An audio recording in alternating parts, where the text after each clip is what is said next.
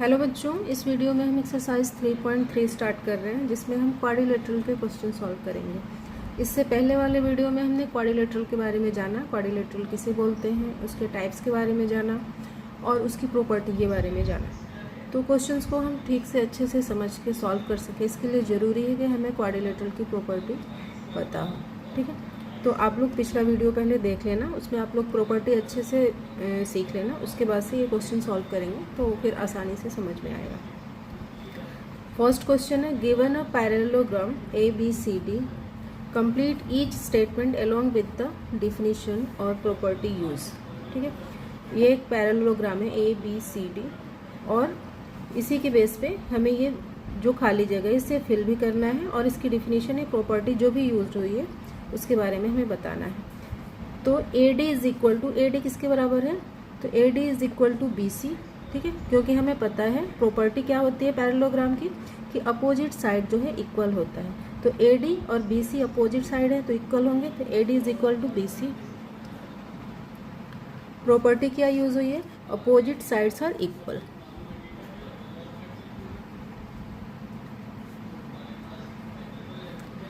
Sides are equal. ठीक है, next है angle D C B is equal to, D C B किसके बराबर है, डी सी बी ये एंगल। तो angle D C B is equal to D A B. ये angle और ये एंगल अपोजिट एंगल है, तो हमें पता है पैरेललोग्राम में अपोजिट एंगल भी इक्वल होता है, अपोजिट साइड भी इक्वल होता है और अपोजिट एंगल भी इक्वल होता है। तो एंगल डी ए बी, ठीक है, डी ए बी ये एंगल, डी सी बी ये एंगल। क्यों, इसका हमें डिफिनीशन या प्रॉपर्टी भी बताना है। तो अपोजिट एंगल्स आर इक्वल।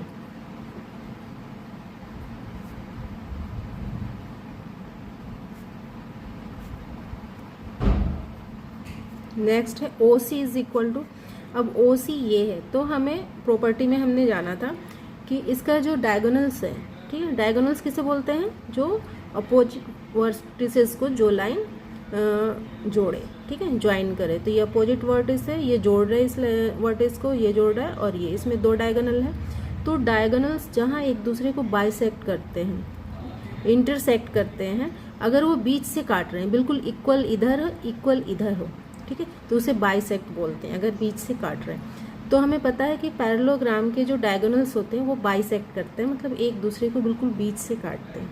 ठीक है, तो ओ सी किसके इक्वल है, ओ ए के या ए ओ के। ठीक है, तो O C is equal to O ए।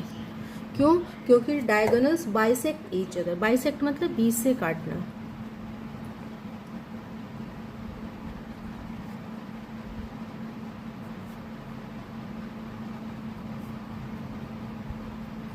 ठीक है, नेक्स्ट है measure of angle D A B plus measure of angle C D A. D A B मतलब डी ए बी ये एंगल, ठीक है, और सी डी ए मतलब ये एंगल। ये एंगल और ये एंगल अगर हम ऐड करें ये दोनों एंगल तो क्या होता है, तो हमें पता है जो एडजेसेंट एंगल होते हैं, एडजेसेंट एंगल मतलब एक ही साइड के दोनों किनारों पे बनने वाले जो एंगल होते हैं उनका सम 180 डिग्री होता है। ठीक है, सप्लीमेंट्री होते हैं, इज इक्वल टू 180 डिग्री। ठीक है, इन दोनों का सम पैरेललोग्राम में 180 डिग्री होता है। तो एडजेसेंट एंगल्स आर सप्लीमेंट्री, क्योंकि एडजेसेंट एंगल्स आर सप्लीमेंट्री। ठीक है, एडजेसेंट एंगल्स जो होते हैं सप्लीमेंट्री होते हैं। नेक्स्ट क्वेश्चन है, consider the following parallelogram, find the value of unknown x y and z. यहाँ पे पैरेललोग्राम दिए हुए हैं, ठीक है, और इनका एक्स वाई और जेड निकालना है। तो इसमें हम देख रहे हैं ये एक ABCD पैरेललोग्राम है और ये बी जो है 100 डिग्री है, तो वाई भी 100 होगा। ठीक है, क्यों, क्योंकि अपोजिट एंगल्स आर इक्वल, इसकी प्रॉपर्टी है। तो स्टार्ट करते हैं इन दिस पैरेललोग्राम ABCD।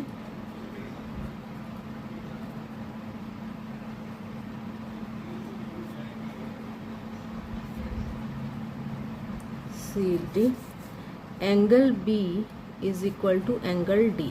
ठीक है, क्यों, क्योंकि opposite angles are opposite angles are equal। ठीक है, तो angle B is equal to angle D है, तो एंगल D ही Y है। ठीक है, तो angle Y is equal to 100 degree, angle Y is equal to 100 degree. क्यों?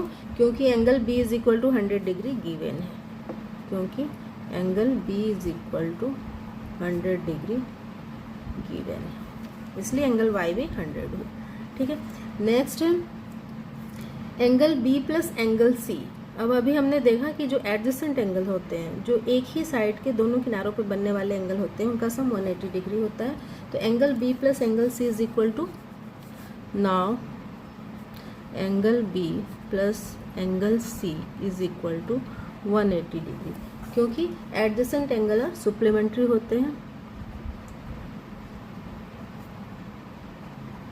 Angles are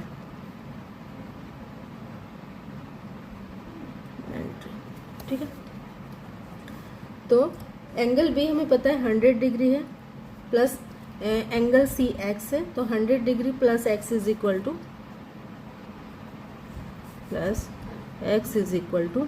180 degree. तो x is equal to 180 degree minus 100 is equal to 100 degree is equal to 80 degree. तो x क्या हो गया? 80 डिग्री हो गया। x की value यहाँ पे 80 हमें मिल गया। तो जो x की वैल्यू होगी वही z की वैल्यू होगी। ठीक है, तो क्योंकि ये अपोजिट एंगल्स हैं, अपोजिट एंगल्स इक्वल होते हैं। ठीक है, now angle x is equal to angle A, now angle x is equal to angle A, क्योंकि ये अपोजिट एंगल्स इक्वल होते हैं।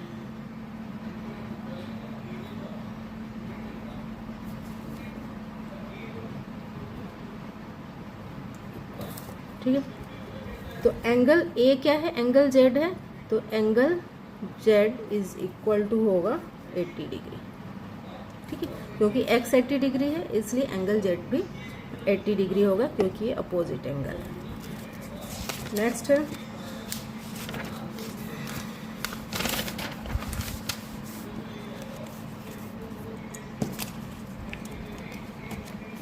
इसका सेकंड है, यहाँ भी एक पैरेललोग्राम दिया गया है और इसमें भी ये x है, y है और ये z, ये हमें बताना है। ठीक है, तो इन दिस पैरेललोग्राम, इसका नेमिंग नहीं है तो जरूरी नहीं नेमिंग करना, आप चाहो तो कर सकते हो आप लोग।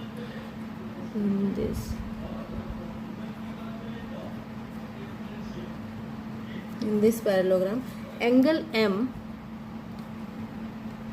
अब यहाँ कोई नाम नहीं है, सिर्फ यहाँ पे वैल्यू दी गई है, तो इसको हम नाम दे देंगे, क्योंकि फिर हम इसको इसी के साथ जो है सॉल्व कर सकते हैं, नाम के साथ। ऐसे बिना नाम के फिर कैसे करेंगे?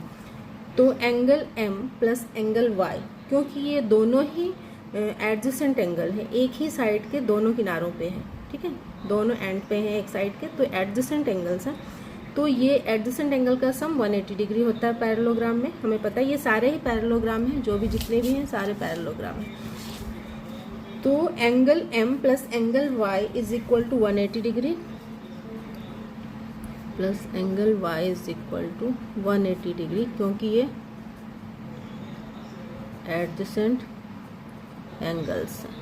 ठीक है, और एडजेसेंट एंगल सुप्लीमेंट्री होते हैं, ये हमने इसके प्रॉपर्टी में जाना था। तो एंगल M है 50 degree plus angle Y is equal to 180 degree, तो angle Y is equal to 180 degree minus 50 degree is equal to 130 degree.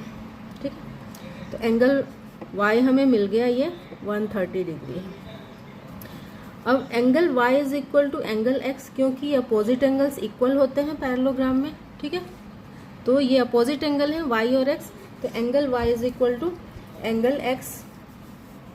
Now angle y is equal to angle x, क्योंकि ये opposite angles, और opposite angles are equal in parallelogram. ठीक है, ये बार बार लिखने की ज़रूरत नहीं है, बस इतना ही लिख दो, अपोजिट एंगल्स। ठीक है, तो angle x is equal to भी 30 डिग्री 130 डिग्री होगा, क्योंकि एंगल y जो है 130 है। तो angle x is equal to 130 degree, क्योंकि एंगल y 130 है। नेक्स्ट है एंगल z, अब हमें निकालना है, ठीक है, ये एंगल निकालना है अब हमें। तो angle y is equal to angle z, angle y और एंगल z जो है इक्वल है। कैसे इक्वल है? क्योंकि ये एक पैरेललोग्राम है, तो ये लाइन और ये लाइन दोनों ही पैरेलल हैं, ठीक है, और ये लाइन इनको जो है इंटरसेक्ट कर रही है, ट्रांसवर्सल है। तो ये दोनों जो एंगल है ये अल्टरनेट इंटीरियर एंगल है, ठीक है, और अल्टरनेट इंटीरियर एंगल इक्वल होते हैं। ये आप लोगों ने लाइन एंगल में भी पढ़ा होगा, ठीक है। जब दो लाइन पैरेलल होते हैं और उनको कोई ट्रांसवर्सल इंटरसेक्ट करता है उन दोनों को, तो जो अल्टरनेट एंगल्स होते हैं, चाहे वो इंटीरियर हो या एक्सटीरियर हो, वो इक्वल होते हैं। तो angle y is equal to angle z। Also angle y is equal to angle z, क्योंकि ये अल्टरनेट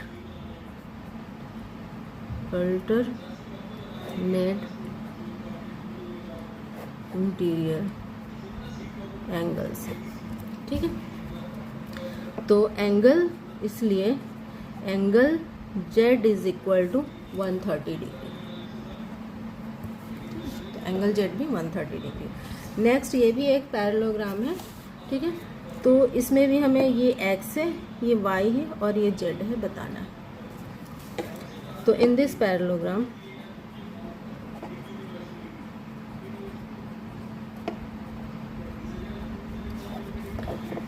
एंगल n, इसको मान लो कि जहाँ जहाँ वैल्यूज हैं और नेम नहीं है वहाँ वहाँ हम नेमिंग कर देंगे, ठीक है। तो ये इसको हमने n नाम दे दिया, जो कि 90 डिग्री यहाँ पे है, ठीक है। यहाँ भी 30 डिग्री वैल्यू तो है, नेम नहीं है, तो इसको हम नेमिंग कर देंगे m, ठीक है। जहाँ वैल्यूज हैं और नेम नहीं है उनको भी नेमिंग करेंगे। तो angle n is equal to angle x, क्योंकि वर्टिकली अपोजिट एंगल, जब कोई लाइन एक दूसरे को इंटरसेक्ट करते हैं तो जो वर्टिकली अपोजिट एंगल होते हैं वो इक्वल होते हैं। ऐसा लाइन एंगल में आप लोगों ने पढ़ा होगा। तो angle n is equal to angle x, क्योंकि वर्टिकली अपोजिट एंगल है, तो angle n is equal to angle x,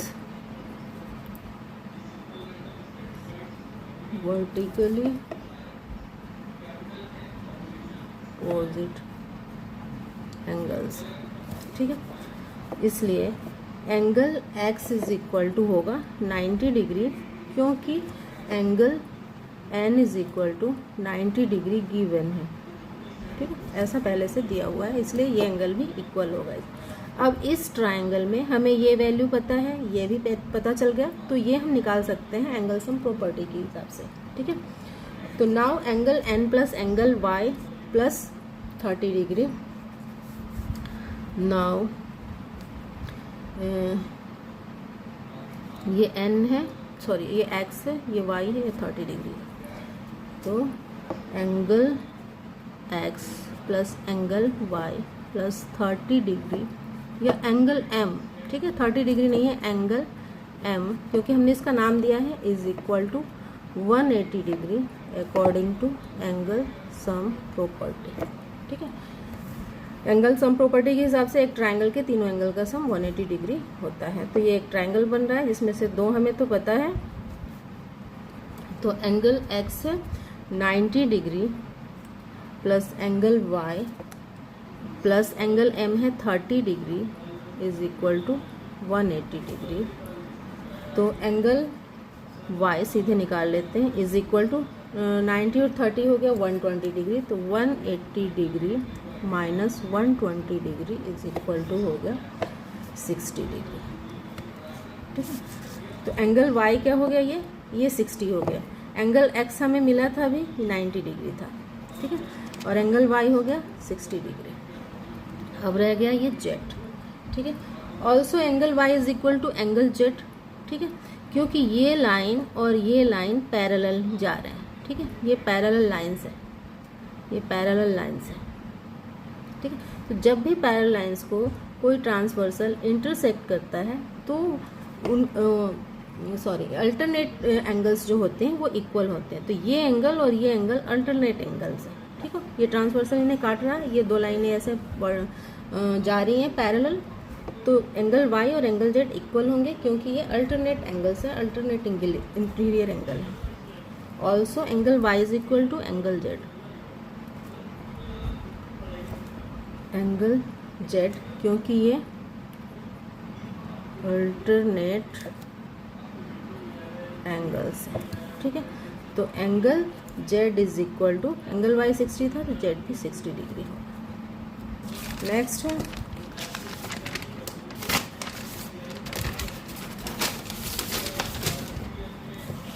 ये एक पैरेललोग्राम है, ठीक है। इसमें भी हमें एक्स वाई और जेड निकालना है, ठीक है। तो इन दिस पैरेललोग्राम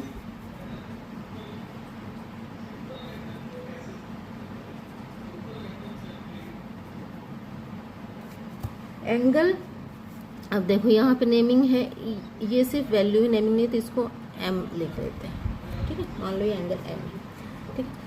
तो angle m is equal to angle y क्योंकि ये दोनों अपोजिट एंगल्स हैं, ठीक है। तो या फिर इनका भी हम निकाल सकते हैं, angle m is equal to angle z क्योंकि ये दोनों लाइनें पैरेलल हैं। पहले इसको जेड को निकाल लेते हैं, ठीक है।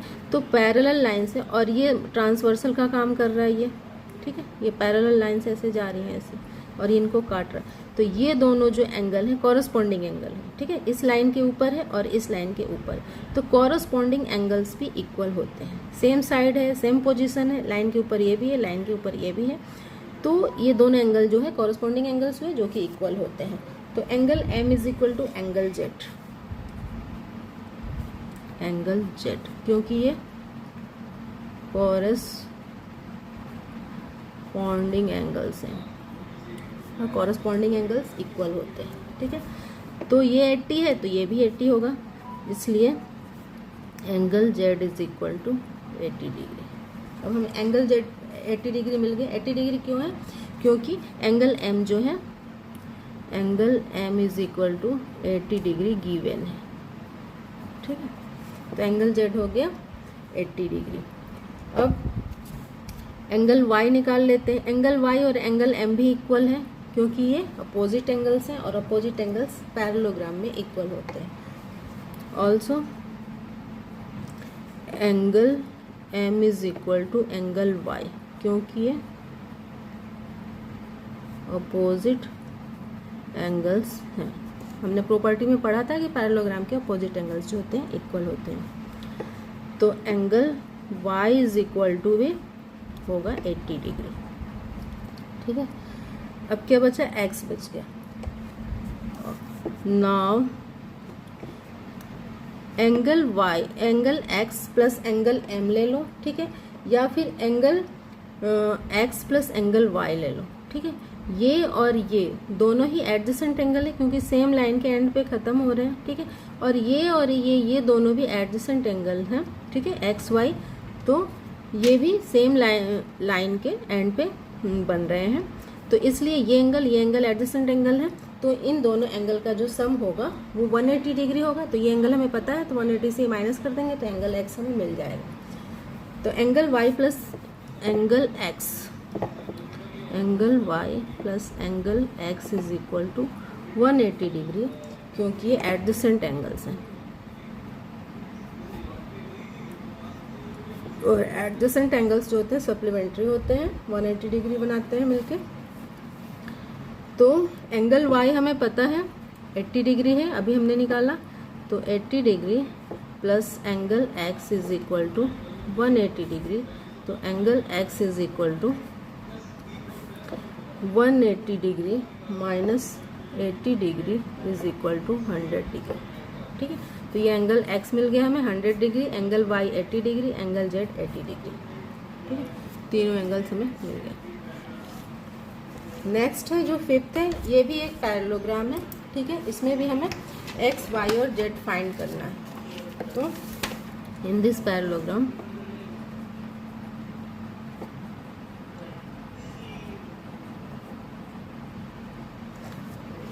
अब इसमें भी यहाँ तो वैल्यू नहीं है, ठीक है।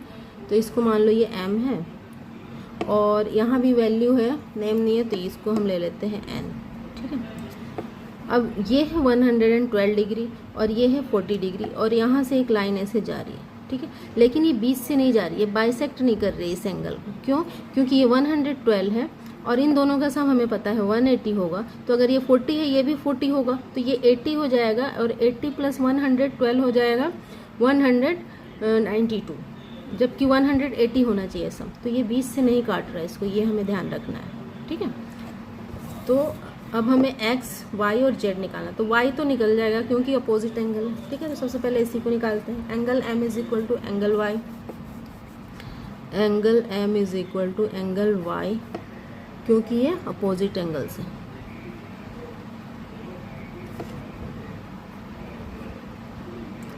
अपोजिट एंगल्स हैं, ठीक है। तो angle y is equal to हो जाएगा 112 डिग्री, क्योंकि angle m is equal to 112 degree given है, ठीक है, इसलिए एंगल y भी 112 होगा। Now angle m plus angle n plus angle z, ठीक है, इज इक्वल टू 180 डिग्री, क्योंकि ये एडजेसेंट एंगल्स हैं और एडजेसेंट एंगल्स जो है तो सुप्लीमेंट्री होते हैं। तो ये दोनों एंगल प्लस ये एंगल 180 डिग्री। हमें क्या निकालना है? हमें z निकालना है, ठीक है। तो now angle m plus angle n plus angle z, angle n plus angle z is equal to 180 degree, क्योंकि ये एडजेसेंट एंगल्स हैं, ठीक है। अब इनकी वैल्यू रख देते हैं। तो एंगल m है 112 डिग्री प्लस n है 40 degree plus angle z is equal to 180 degree. तो 112 और 40 अगर ऐड करेंगे तो 152 degree plus angle z is equal to 180 degree. तो angle z is equal to 180 degree minus 152 degree is equal to 28 degree, ठीक है। तो एंगल z हमें मिल गया 28 डिग्री, एंगल y हमने निकाल ही लिया था, ठीक है, ये हो गया 28 डिग्री। अब बचा एंगल x। तो angle z is equal to angle x, ये दोनों एंगल इक्वल है। कैसे? क्योंकि ये जो पैरेलल लाइंस हैं, ठीक है, ये जो पैरेलल लाइंस यहाँ से ऐसे जा रही हैं, ये पैरेलल लाइंस हैं, ठीक है, और ये दोनों आपस में पैरेलल। तो इसको, इस पैरेलल लाइन को अगर ये काट रहा है, ठीक है, ये ट्रांसवर्सल काट रहा है, तो ये दोनों जो एंगल हुए, ठीक है, ये दोनों जो एंगल हुए वो अल्टरनेट एंगल्स हुए, ठीक है। अल्टरनेट एंगल्स अपोजिट साइड में बनते हैं, तो ये अल्टरनेट एंगल्स जो होते हैं पैरेललोग्राम में इक्वल होते हैं। तो angle z is equal to angle x। Now angle z is equal to angle x, क्योंकि ये अल्टरनेट एंगल्स हैं, अल्टरनेट एंगल्स हैं, ठीक है। तो एंगल x भी z के बराबर होगा 28 डिग्री, ओ सॉरी 28 डिग्री, ठीक है। तो एंगल x भी हमें मिल गया। तो ये क्वेश्चन 2 में, ये 2 ही था शायद, क्वेश्चन 2 में 5 पार्ट थे जो हो गया। इस वीडियो में इतना ही। अगर आप लोगों को ये वीडियो हेल्पफुल लगी तो इस वीडियो को लाइक करें, सब्सक्राइब करें, इस चैनल को सब्सक्राइब करें। Thank you.